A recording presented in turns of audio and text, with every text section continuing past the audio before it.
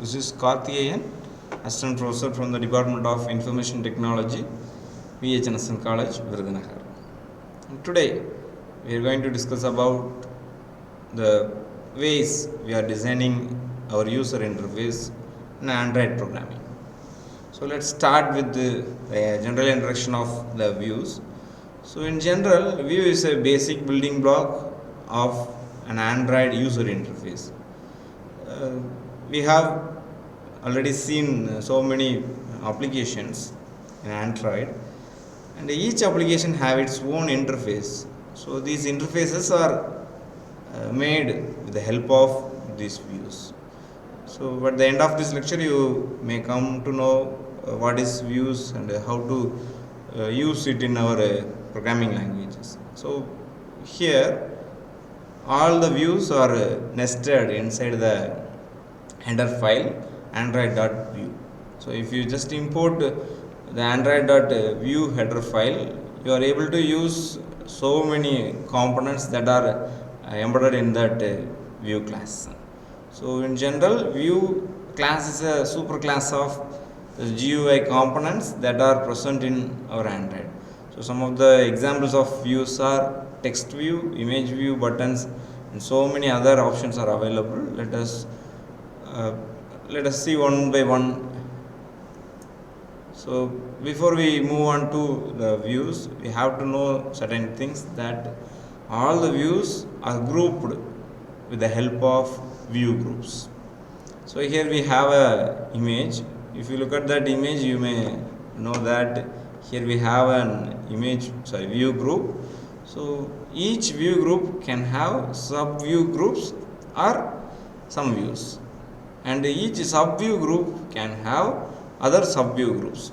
So if you come to work out with these views, you may be clear with all those ideas. So here is an example which is placed in the right side of this slide. Here we have a hello learner in the label box, and here we have a hello learner label box, and the only difference is this label box fits to the size of the content, and in the next label box it will fit to the content of the borders of the page. So here is an XML syntax to create a view.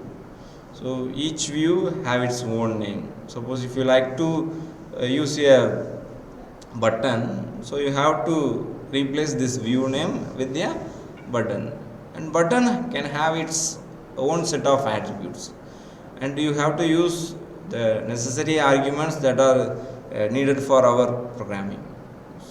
So let's start with the types of views. These views are grouped based on its functionalities. Here we have three types of views. One is basic view, another one is picker view, and the last one is list view.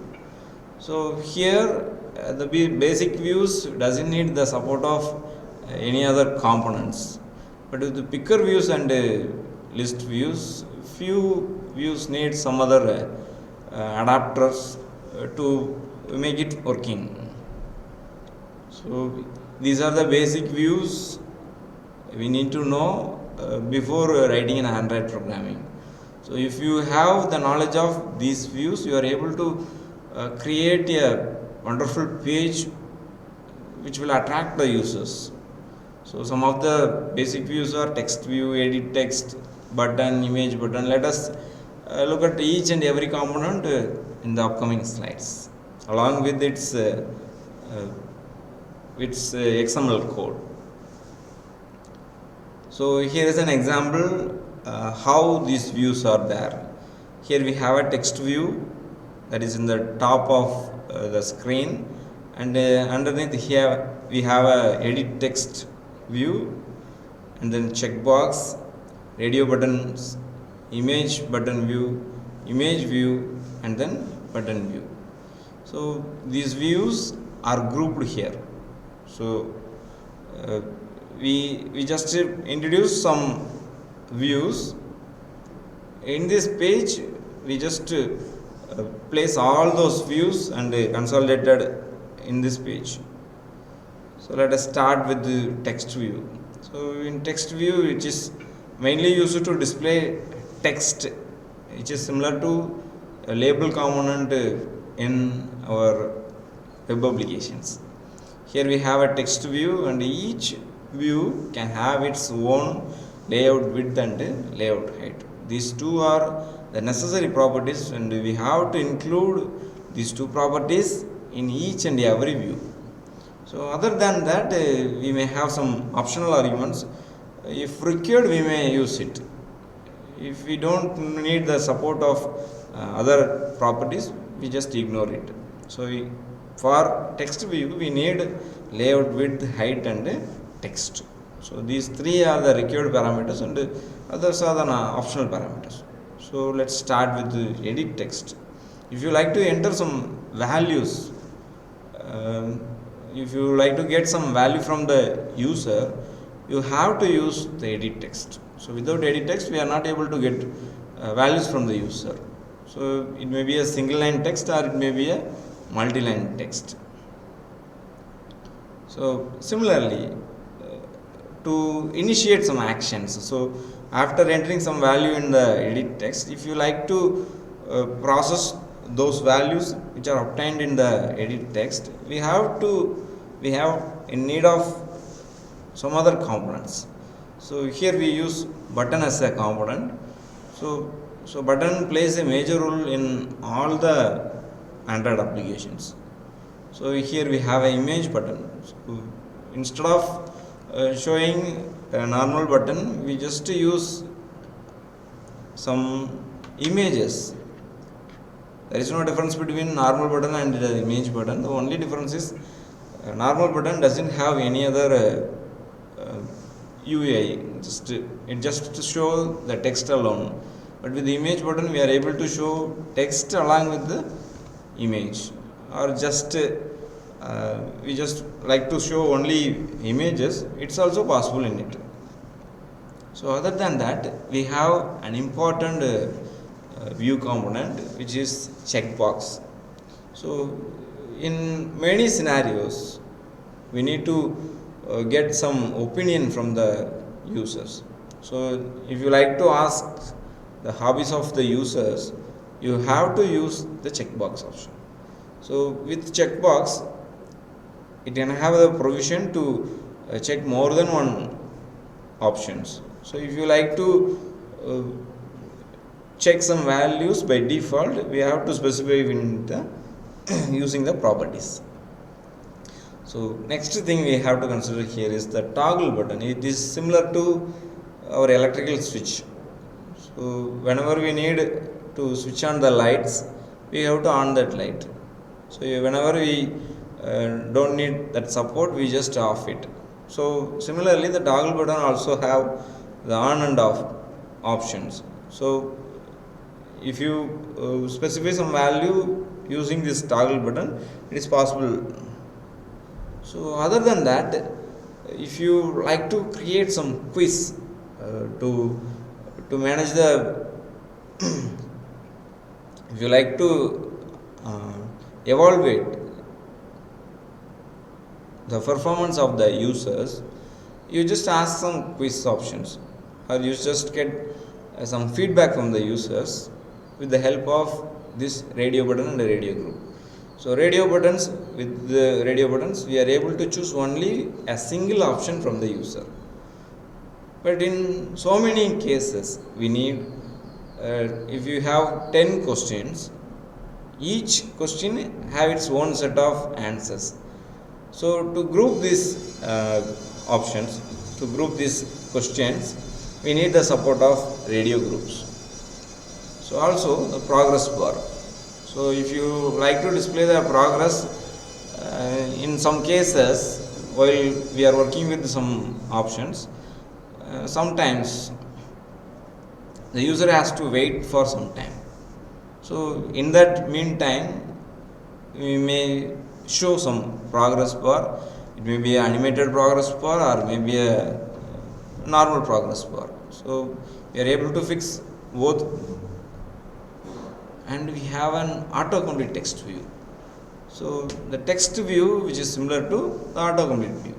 So only difference is whenever we type something, it will show some list of possible options. Just like if you browse through Google, you just see that whenever you type something in the search bar, it will show some options. That options will prompt us to select something. So like that, we are able to create our own set of autocomplete text views. So while doing autocomplete options, we need the support of the adapters. So let us discuss this adapter in the upcoming slides. For now, I just move on to the next slide. So this is the second category of views, which is picker views. Picker views, we have two types of picker views. One is time picker and another one is date picker. Here I have shown some examples. In the top, I just show some examples for time picker, and in the bottom I just show two examples which resemble the working of the date picker. So whenever you use spinners, it will be displayed like that. And if you like to use the calendar view, it will show like that. If you like to show the clock view, it will look like that. So we have time picker, and we have to use this XML code to write the to show that time picker on the screen. So similarly, we have a date picker. It also have the picker modes, which is calendar and spinner modes. So in the last view we are going to discuss here is the list view and the spinner view. So these two views play a major role in Android programming. So if you like to show some values to the users or a set of values to the user, we have to adapt these two views. So whenever you use these two views, you have the basic idea of these adapter and adapter views. Here is an example. So with the electricity board, we received the voltage of 240 volts. Whenever we just use that 240 volts in our mobile, it will up to burst. So to avoid this, we need some adapters.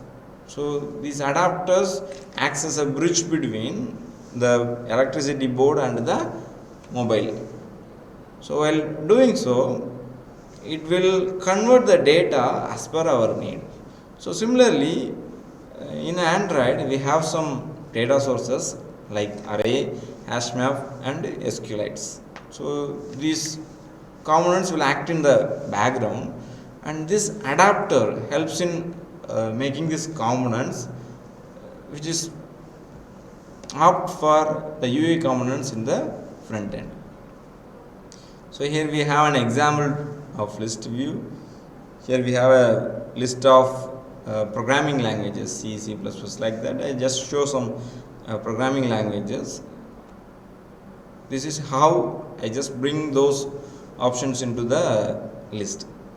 So here we have to use the Java code.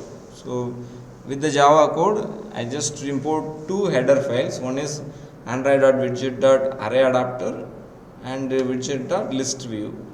So with the array adapter, I can able to bring all the values that are stored in the string array language. So and just this adapter plays a major role in displaying these values. So similarly, we have a spinner view. So list view don't have the arrows or some scroll options. So spinner view shows both drop down menus and other type of spinner views also available. So the same procedure which is followed in the list view is adapted in the spinner view example also. So instead of using list view, I just use the XML name as spinner. So we don't need the support of the Java code at all the times. If you don't want to use Java code in your program, you just use this code resources. it must be placed in the resource folder, and we just refer to it. So here we have an Android :entries, so which will bring the resource values into this place. So this is just an introduction about the basic views and the necessary views needed to build an Android application. So thank you.